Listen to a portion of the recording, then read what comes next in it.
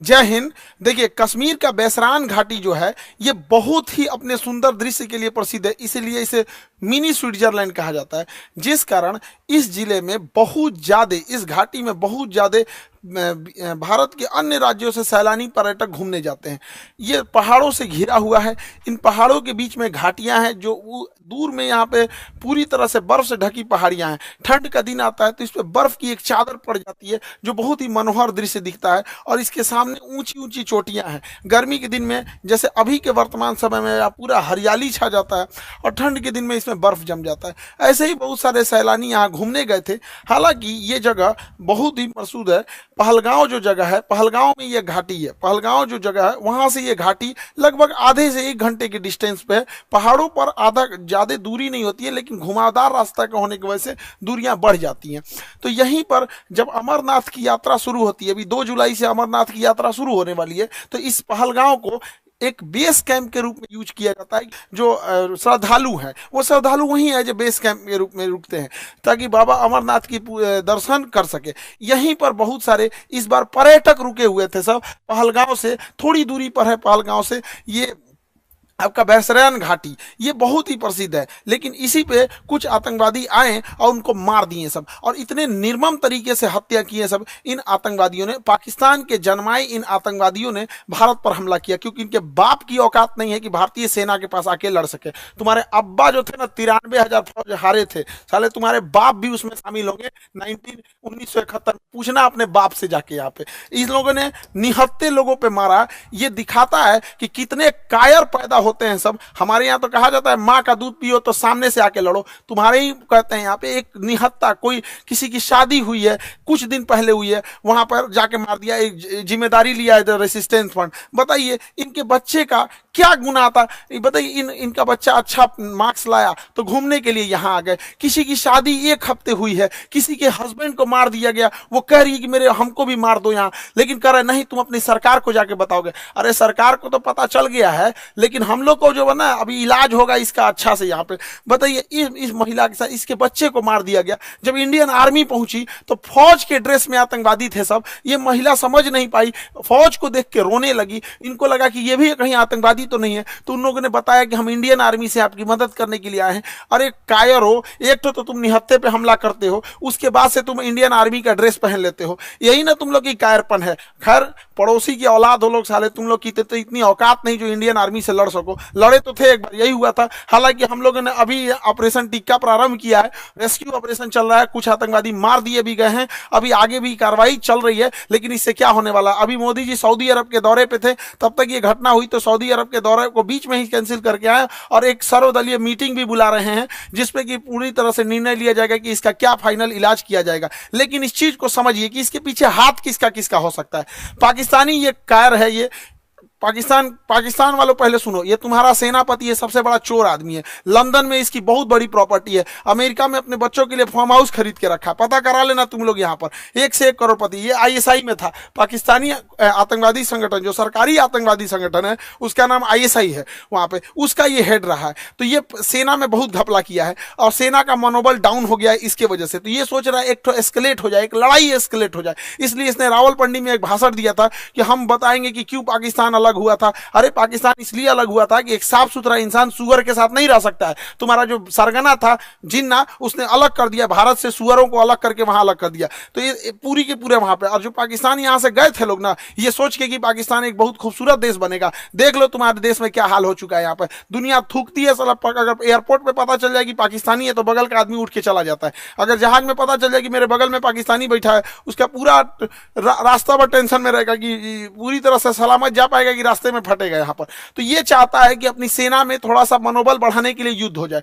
दूसरा, पाकिस्तान में इसने क्या किया, इमरान खान को गिरफ्तार करा दिया। इमरान खान पहले क्रिकेटर थे, पूरी दुनिया घूमे थे, पाकिस्तान के अन्य प्रधानमंत्रियों की तुलना में ज्यादा सोच समझ रखने वाला था, तो इसको जेल में भेजवा दिया, मेरे चचवा को। अभी यहाँ पे गृह युद्ध हो गया। तो आसिम मुनीर का यही सोचना है कि अगर भारत से थोड़ी बड़ी भी लड़ाई हो जाती है तो सेना ये अपना बन बजा लेगा कि देखो हम हैं तो पाकिस्तान को बचा के रखे हुए, वैसे भी पाकिस्तान मरे करेगा, बकरी की अम्मा कब तक खैर मनाएगी। या दूसरा एक और चीज है क्या है कि इंडिया चाइना और अमेरिका के बीच में जो ट्रेड वार हुआ है, तो चाइना के ऊपर 245% लगा दिया गया है टेरिफ, जिस वजह से बहुत सारे व्यापारी अब इंडिया की ओर मूव करेंगे। तो चाइना की भी चाल है, वो पाकिस्तान के थ्रू भारत में हमला करा रहा है ताकि बड़े व्यापारी इंडिया में इस मौके को ना देख सके, क्योंकि जो बहुत बड़े व्यापारी होते हैं ना, जो करोड़ों करोड़ में डील करते हैं, 200 करोड़ 400 करोड़, तो वो देखते हैं किस देश में शांति है। इसलिए देखिएगा सिंगापुर देखिए, दुबई देखिए, कोरिया देखिए, जापान देखिए, यहाँ हमेशा शांति रहता है, तो वैसे ही देखते हैं। तो चाइना को लगता है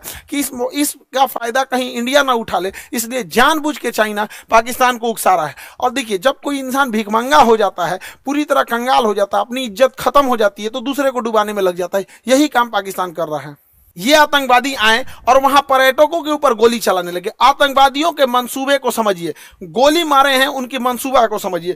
गोली मारने के बाद महिला को कहती है कि हमें भी मार दो, तो कहता है कि नहीं, तुम्हें नहीं मारेंगे, तुम जाके अपनी सरकार को बताना। मतलब इन्हें पता है कि ये सरकार को बात बताया जाएगा। दूसरी बात, जाति धर्म पूछा गया, हिंदू हो कि नहीं, कलमा पढ़ो। और उसके बाद कोई लोग कह रहे हैं कि आतंकवादी का धर्म नहीं होता है। कलमा कौन धर्म का आदमी पढ़ाता है जी? हाँ, इतनों में आंख नहीं खुल रहा है यहाँ पे, एकदम शर्म लिहाज घोल के पी गए हैं, किसी के सामने निहत्थे को मार दिए हैं। इससे कश्मीर में जो सबसे बड़ी समस्या आएगी, हम लोगों को जब धारा 370 हटा था तो 5 साल लग गए ये चीजों को नॉर्मल पटरी पे लाते हुए, उसको 5 मिनट में सब रौंद के चला गया। सब कौन पर्यटक वहां जाएगा? पर्यटक जिनके पास ज्यादा पैसे होते हैं वही लोग। गरीब आदमी का मतलब पर्यटन मतलब कौन सी होता है? ननिहाल चल जाता है, पर्यटन मतलब हो गया नानी के घर घूम लिया, हो गया पर्यटन हो गया है। लेकिन ये लोग जो जा रहे थे भारत के अन्य हिस्सों से, अभी उन पे क्या बीतेगी? पूरा मनोबल तोड़ के रख दिया। ये सब अपने मंसूबे में कामयाब हो रहे हैं। इससे क्या होगा बताइए? पहलगांव में ना कोई फैक्ट्री है, ना कोई इंडस्ट्रीज है, कुछ है ही नहीं है, पर्यटन से ही इनकम होता है। तो इन लोग की इनकम डूबेगी, जब इनकम डूबेगी गरीबी आएगी, अनएम्प्लॉयमेंट बढ़ेगा। और यही पाकिस्तान चाहता है कि कश्मीर में भयानक गरीबी आए, क्योंकि जब गरीबी आ जाती है, इंसान के पास एकदम गरीबी आ जाएगी, तो फिर इंसान देखता है कि हमारा पेट कैसे भरेगा। अब यही पाकिस्तानी उन्हें हथियार थमाते हैं सब। तो एक और वो दिखाते हैं सब, देखो कश्मीरी तुम्हारे साथ है। आज कश्मीर वाले देखो तुम्हारे साथ कौन खड़ा है, अपने आप से पूछ के देखो ना कश्मीर वालों, कि अगर पाकिस्तान हमारे कश्मीर के पीछे नहीं पड़ा रहता, तो आज जिस तरह गोवा डेवलप है, आज जिस तरह सिंगापुर डेवलप है, ठीक उसी तरह से जम्मू कश्मीर भी डेवलप रहता। तो जम्मू कश्मीर के लोगों तुम्हारे लिए सबसे ज्यादा खतरनाक है तो ये पाकिस्तानी है। और बिना लोकल के सपोर्ट के, बिना लोकल के चढ़ावे पे इतना बड़ा तो कोई हमला नहीं कर सकता है। तो खुफिया एजेंसी को भी इन लोकलों को भी खोजना पड़ेगा, वहां पे कौन कौन साथ दिया, क्योंकि वहीं कोई ना कोई होगा जो इतने बड़े घटना को, साजिश को, उन आतंकवादियों को ये रास्ता दिखाया होगा। वहां के लोकल लोगों की तो नौकरी चली गई, सब कुछ गया। अरे तुम्हारी नौकरी गई, इधर लोगों की जान चल गई। नौकरी बड़ा होता है कि जान बड़ा होता है जी? किसी भी इंसान का, परिवार का कोई सदस्य चला गया, लेकिन ओवरऑल एक देश की क्षति हो रही है। पूरी दुनिया इस पे क्या करेगी? दुनिया को क्या करना है वो तो देखेगी कि भारत एक अनस्टेबल है। कश्मीर के मुद्दा को दोबारा वो पाकिस्तान ऊपर की ओर बढ़ा रहा है। अभी भारत सरकार को इस पे सख्त एक्शन लेना चाहिए। पाकिस्तानी जो भारत में इलाज कराने आ रहे हैं, सबका वीजा रद्द कर देना चाहिए। भारत सरकार ने सार्क का वीजा रद्द किया है, जो बिजनेस के लिए आते हैं। कोई भी पाकिस्तानी को, चाहे हार्ट ट्रांसप्लांट हो, चाहे किडनी ट्रांसप्लांट हो, इंडिया में आने ही नहीं देना चाहिए, क्योंकि इंडिया में इलाज बहुत सस्ता होता है। आते हैं चेन्नई, आते हैं मुंबई, दिल्ली, इलाज करा के चले जाते हैं। बाहर में जाओ, सोच रहे तो नहीं, मरो वहीं पे जहां जाना है तुमको। एकदम कोई वीजा उजा, कोई इंसानियत मरौवत नहीं करना चाहिए यहाँ पे। एयर स्पेस तो हम लोग का बंद ही है पाकिस्तान का। एयर स्पेस की वजह से पाकिस्तान को बहुत घाटा लग रहा है, लेकिन भिखमंगों को क्या चाहिए? जीने के लिए तो कैसे भी जी लेंगे। सिंधु जल समझौता 1960 के तहत हम लोग सिंधु नदी तंत्र के 80% जल छोड़ देते थे। भारत ने अभी इस समझौते को सस्पेंड किया है। सस्पेंड करने से फायदा यह है कि हम लोग कभी जब मन तब सस्पेंड कर देंगे, जब भी इस तरह की घटना होगी। लेकिन सिंधु जल समझौते को सस्पेंड कर देना कोई इलाज नहीं है, क्योंकि इसके पानी को हम डाइवर्ट करके लेके कहां जाएंगे? इसके लिए हमें नया बांध बनाने की जरूरत है। तो बहुत सारे बांध, जब तक ये समझौता सस्पेंड है, बांध बना देना चाहिए और पाकिस्तान के पूरे पानी को रोक लेना चाहिए। और गर्मी के दिन में पूरा पानी रोक ले, और जब बरसात का समय आएगा तो पाकिस्तान तब तक तो गर्मी में पूरा जल चुका रहेगा। बरसात के समय आएगा जब पूरा लबालब होगा, तो बांध खोल दे, एगो सुखा के मारो, फिर दहवा के मार दो। यहाँ पे दोनों करना पड़ेगा। इंसानियत को लांग दिया है पाकिस्तान ने। देखिए, राक्षसों के साथ राक्षस जैसा ही व्यवहार करना पड़ेगा। और दूसरी भैया, हमारे खुफिया एजेंसी वाले लोग, चाहे आईबी हो, रॉ हो, सीबीआई हो, एनआईए हो, कुछ तो करो भाई। हमेशा पुलवामा हुआ तुम लोग को क्या कैसे बोले यार, कैसे? अभी देख रहे थे बलूचिस्तान में हुआ था, एक नॉर्मल आदमी समझ रहा था उसका रिटिलेशन होगा। ये क्या इंटेलिजेंस आता है हम लोग का? पुलवामा हो जाता है, संसद पर अटैक हो जाता है, ताज होटल पे हमला हो जाता है, अमृतसर पे हो जाता है, पठानकोट पे हो जाता है, क्या हो रहा है? उरी पे अटैक हो जा रहा है। अरे कभी तो पहले इंटेलिजेंस लाया जाए। हम मानते हैं कि इंटेलिजेंस बहुत लाते हैं आप लोग, लेकिन थोड़ा और एक्टिव होने की जरूरत है। मोसाद की तरह होना चाहिए, CIA की तरह होना चाहिए, चाइना की एजेंसी की तरह होना चाहिए। वहां और जरूरत है इस चीजों को। भारत सरकार को इस पर और संजीदगी से कदम उठाना चाहिए। और इस हमले के बाद केंद्र सरकार एक सर्जिकल स्ट्राइक करेगी। देखो, सर्जिकल स्ट्राइक जरूरी है, लेकिन सर्जिकल की स्ट्राइक कोई इलाज नहीं है। सर्जिकल स्ट्राइक हमेशा सेना करते रहती है। 50 गो आतंकवादी मार देंगे तो क्या भरपाई हो जाएगा? हमारे 28 मासूम लोग मारे गए, इसकी भरपाई 50 गो सैनिक। 50 गो मतलब क्या होता है? पाकिस्तानी एगो मिलकर 50 गो जन्म दे देगा। एगो पाकिस्तानी 4 गो बियाह करेगा, 1 2 3 4, 4 गो बियाह करेगा एगो पाकिस्तानी, एगो से 15 गो पैदा करेगा, 15 चौको 60, एगो से मिलकर 60 गो जन्मा देगा। जन्म लेने में क्या जाता है? सुअर भी एक साथ 16 को जन्म दे देता है। इन चोटों को क्या जाता है? आप क्या लगता है सर्जिकल स्ट्राइक से इलाज हो जाएगा? नहीं, सर्जिकल स्ट्राइक इनका इलाज नहीं, इनका ठोस इलाज करना पड़ेगा।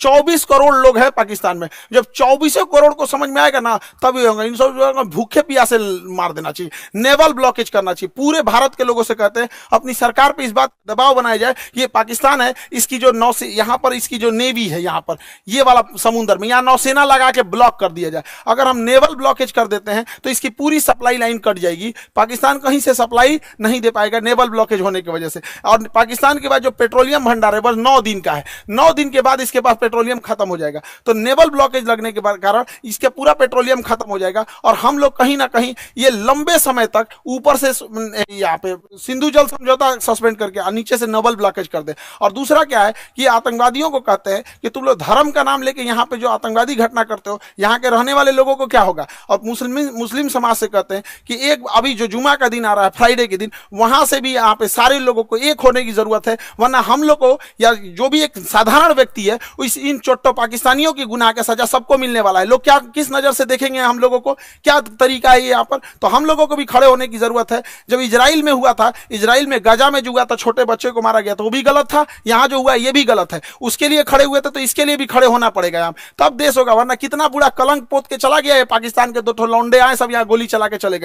बनी बनाई इज्जत मिट्टी में मिल जाती है। एक अब्दुल कलाम होता है, एक वीर अब्दुल हमीद होता है, और यहाँ डेली 2-4 को निकल के इस तरह कश्मीर में घटना करेंगे। सब किस नजर से देखा जाएगा? हम लोग का रेपुटेशन कहाँ जाएगा? इसलिए एक सामूहिक जिम्मेदारी बनती है कि इसे कंडेम किया जाए, इसकी घोर निंदा किया जाए यहाँ चीजों को सामूहिक तौर पर। और पूरे भारत के लोगों से कहते हैं, चाहे हम तो अपने शिक्षा जगत में है, तो हम तो अपने शिक्षा जगत से हर एक टीचर से भी उम्मीद करते हैं, उनसे भी आह्वान करते हैं कि अपनी सरकार पर इस बात का दबाव बनाया जाए कि यहां से नेवल ब्लॉकेज होगा यहां से, ताकि यहां से कोई भी पाकिस्तानी शिप अंदर नहीं जा सकता है, ताकि 9 दिन के अंदर इसका पेट्रोलियम खत्म हो जाए। और ऊपर से सिंधु जल समझौता सस्पेंड कर देना चाहिए, ताकि कोई पानी ना जा पाए और गेहूं की, धान की फसलें ना बोल पाए। और बरसात के समय इसे छोड़ दो, इधर दहवा के मार दो, इधर बंद करके मार दो, तब तक जब तक इनको समझ में नहीं आए। वरना ये जो है सब ना पागल हो गए हैं सब, इनका कोई इलाज नहीं है। मानवता की हद लांग दी है सब। किसी का धर्म पूछ के मारा जाता है किसी को। इंसानियत नाम की चीज है कि नहीं? जिंदा है सब इंसानियत। कोई क्या सोचेगा यहाँ पे जी? पूरे कौम को बदनाम करके रखा है सभी पाकिस्तानी। अगर पाकिस्तान को मिटा दिया जाए तो आधा दुनिया शांति से सोएगा। कम से कम एशिया में तो शांति जरूर आ जाएगी।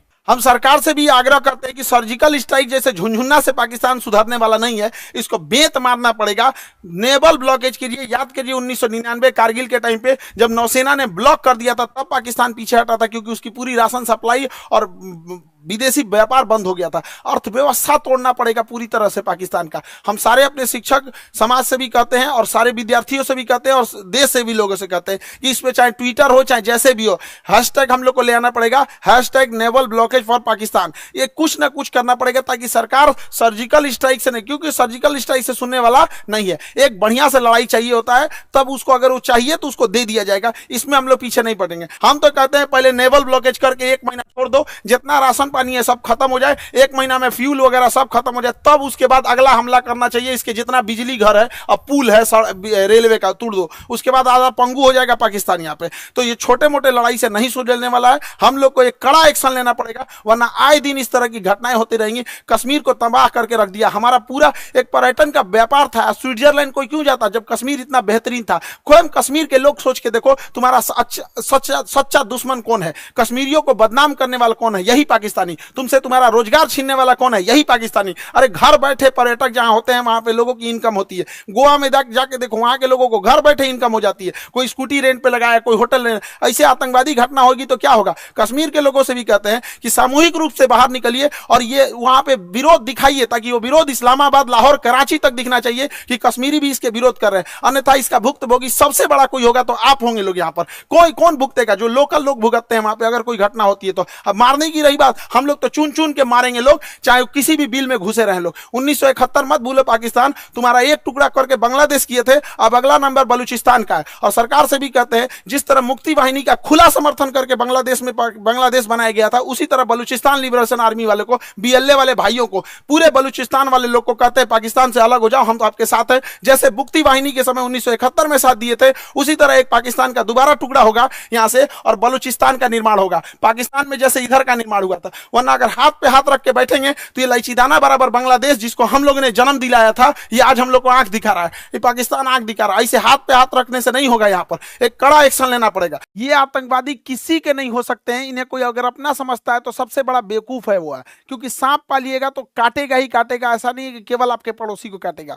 जब ये पहलगांव में ये घटना हो रही थी तो उस समय सैयद आबिद नाम का एक घोड़ा चलाने वाला व्यक्ति, एक कितना ही पैसा कमाता होगा घोड़ा चलाने, इसकी बहन रोक रही थी कि आप मत जाओ, लेकिन ये बेचारा गया वहां पे। और जब आतंकवादियों ने लोगों पे गोलियां चलाने लगी, इतना बहादुर ये अपना घोड़ा छोड़कर आतंकवादियों से हथियार छीन लिया। कहा कि ये हमारे कश्मीर के मेहमान, इन पे गोली मत चलाओ। हथियार छीन लिया। एक सैनिक ना होने के बावजूद इसको इतना हिम्मत था, छीन लिया, लेकिन दूसरे आतंकवादी ने इसे भी गोली मार दिया। आज बेचारे का पूरा परिवार, इस बूढ़ी माँ, इस बूढ़े पिता से क्या पूछेगा? पिता से जब मीडिया ने पूछा आप क्या कहना चाहेंगे, तो कहते कि बेटा चला गया, क्या कहेंगे?